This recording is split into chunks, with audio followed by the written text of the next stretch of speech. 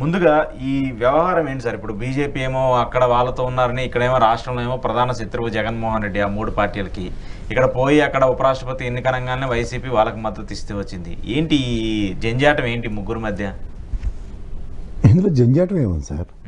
ఒకటి గతి లేక ఇంకోటికి నా అవసరంతో నా స్థాయి నువ్వు 11కి కన్ఫైన్ చేసినా నా స్థాయి ఇదని ప్రూవ్ చేసుకుంటాను జగన్మోహన్ రెడ్డి. ఎవరు వచ్చి బతిమాలారు? రాజ్నాథ్ సింగ్ ఫోన్ చేసి బతిమాలితే ఒప్పుకున్నాడు. అసలు కూటమిలోనూ పొత్తులో ఇల్లుంటే ఆయన వచ్చి ఇల్లు ఎందుకు బతిమాలాడు? అది ఆన్లైన్లో ఆడుకోవాలి. అది దానికి చేత కాక ఎలాగైనా జగన్మోహన్ రెడ్డి పెద్ద దాంట్లోనే ఆడిపోసుకోవడం 15 నెలలు బట్టి అలవాటు అయిపోయింది కాబట్టి కంటిన్యూ చేసుకుంటున్నారు. అది ఎవరిది ప్రాబ్లం? ఫస్ట్ ఆఫ్ ఆల్ వీళ్ళ మీద వాళ్ళకి నమ్మకం లేదు. ఎందుకంటే హాట్ లైన్ అన్న ఒక పదంకి ఇలా కిర్ర కిర్ర కిర్ర అని చూడండి, ఫోన్ వైబ్రేషన్లో పెట్టండి, అలా గతగతగతగలు ఆడుతున్నాయి రాజకీయాలు. రేపు పొరపాటున సైకిల్ గుర్తు నీ వల్లనే నా వల్లనే నీకని సుదర్శన్ రెడ్డికి ఆ సినిమా కనుక కనబడిందంటే ఎవడెవడు ఎలా కాళ్ళు చేతులు కొట్టుకుంటారో చూద్దరు. కానీ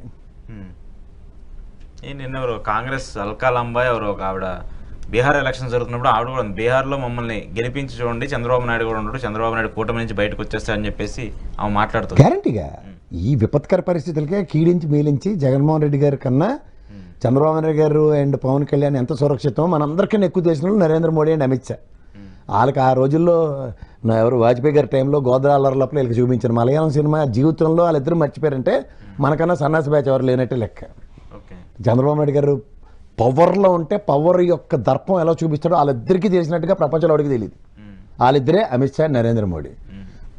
పోయి ఇక్కడ అందులో వీళ్ళు కునుకునక్క మీద తాటిపడిపడి ఇలాంటి ప్రభుత్వం పెట్టుకుని పొరపాటున బీహార్ ఎలక్షన్ బీజేపీ ఓడిపోతే నరేంద్ర మోడీ 20 రోజులు తిరిగితే గ్యారంటీ పోతుంది. రాసుకోండి కావాలంటే.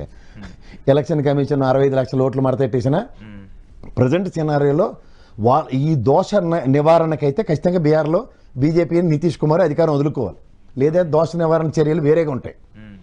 ఈసారి బీజేపీ కనుక అక్కడ నితీష్ కుమార్ గెలిచారంటే ఈసారి ఎలక్షన్ కమిషన్ని రాజకీయ పార్టీలు ఏవి క్షమించు. అంచేత ఒరిజినల్ ఎలక్షన్ కనుక జరిగింది అనుకోండి, ఒరిజినల్ ఎలక్షన్ జరిగితే నితీష్ కుమార్ ఓడిపోవడం తథ్యం. నితీష్ కుమార్కి పదవి లేకపోతే నిద్ర బాట పడపోయింది. దానికన్నా రాక్షసత్వం బీజేపీ మీద చూపించినట్టు వాడు చూపించడు. ఎందుకు? ఇమ్మీడియట్ ఆప్షను టక్కని ఇలాగ గోడ మీద పిలిగించాడు చూడండి, ఈ గోడ మీద ఆ గోడ మీద ఖచ్చితంగా కాంగ్రెస్ సన్నిధానికి పోతాడు. కేంద్రంలో ఖచ్చితమైన ప్రమాణమైన పదవి పట్టుకుని కూర్చుంటాడు. లేదంటే బీహార్లో ఎలా మడతెట్టేస్తారో బాగా తెలుసు. ఇదే ఉపద్రవం కాంగ్రెస్ నుంచి బయటకు పారిపోయి బయటకు వచ్చి ఉన్న నితీష్ కుమార్కి ఆ భయం ఉంటే మరి ఇక్కడ చంద్రబాబు నాయుడుకి భయం లేకుండా ఉంటారా? ఉండకపోవచ్చు. పోని అది కూడా చేద్దాం. ఎందుకంటే 134 స్థానాలు లేకపోతే 164 స్థానాలు జనసేనలో బీజేపీ ఉన్నారు అనుకుందాం. కానీ సెంట్రల్లో కాంగ్రెస్ కూర్చున్నప్పుడు వాళ్ళ దుర్బిణి ఎలా ఉంటుంది? ఇంతకన్నా మెయిన్ ఇక్కడ రేవంత్ రెడ్డి గారు కాంగ్రెస్ ప్రభుత్వం ఉంది. ప్యారల్గా ఎలా కనబడుతుంది? రెండు పక్కల విన్ విన్ సిచ్యువేషన్, రెండు చేతులు తప్పట్లు కాకుండా ఇలాగా నమస్కార ధోరణిలో ఉన్నాయి. ఇక్కడ బనకచర్ల మీద అంత గట్టిగా ముఖ్యమంత్రి గారు ఇక్కడ ఉత్తమ్ కుమార్ రెడ్డి గారు ఇరిగేషన్ మంత్రి మాట్లాడిన తుసుక్కుమని మా రామారెడ్డి గారు మాట్లాడిన దానికే ఎక్కువ వైబ్రేషన్స్ ఇచ్చి మాట్లాడుతున్న తపేలా ఛానల్ చూసిన తర్వాత కూడా నీళ్లు నిధులు నియామకాల మీద ఏర్పడిన తెలంగాణ రాష్ట్రం నుంచి కూడా ఏ ప్రతిఘటనలు లేవంటేనే జాగ్రత్తగా గమనించండి. సో ఇలాంటివన్నీ గమనిస్తున్నప్పుడు ఏమవుతుంది? ఉపద్రవం ఎక్కడి నుంచి ఏడకుంది, ఎవరి నుంచి ఎవరికి అడ్వాంటేజ్ ఉంది, ఇలాంటివన్నీ చెప్పాలి. కేంద్ర ప్రభుత్వం మొన్న కూర్చున్న ఇరిగేషన్ మంత్రి గారితో కూర్చున్న దాంట్లోనే బనకచర్ల డిస్కషన్ లేదని తర్వాత వీళ్ళు ఎందుకు డిస్కషన్కి తెరలేపుతున్నారు? వాళ్ళు చెప్పేసారు క్లియర్గా, అంత క్లియర్గా చెప్పిన తర్వాత కూడా ఇక్కడ నుంచి ఎందుకు సౌండ్స్ వస్తున్నాయి? ఒక రాష్ట్రం అయితే పంచేంద్రియాలు మూసుకున్నందుకు కదా తెలంగాణ, వీళ్ళకి ఎందుకు వస్తున్నాయి అంత వైబ్రేషన్స్? ఎటకారం అన్నమాట తగిలింది తమాష చూడడానికి. సో ఇలాంటివన్నీ మనం కాదు, అక్కడి నుంచి చూసి కోణం వేరేగా ఉంటుంది. అందుకే నేను 134 బిల్లేనా 130 బిల్ అది నేను అదే అడుగుతాను. నెక్స్ట్ అదే క్వశ్చన్.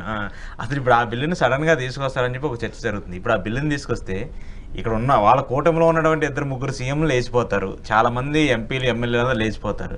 ఇప్పుడు అసలు ఆ పరిస్థితి, ఆ బిల్లుని ఇంత ఇమీడియట్గా తీసుకురావాల్సిన పరిస్థితి అవసరం ఎందుకు వస్తుంది?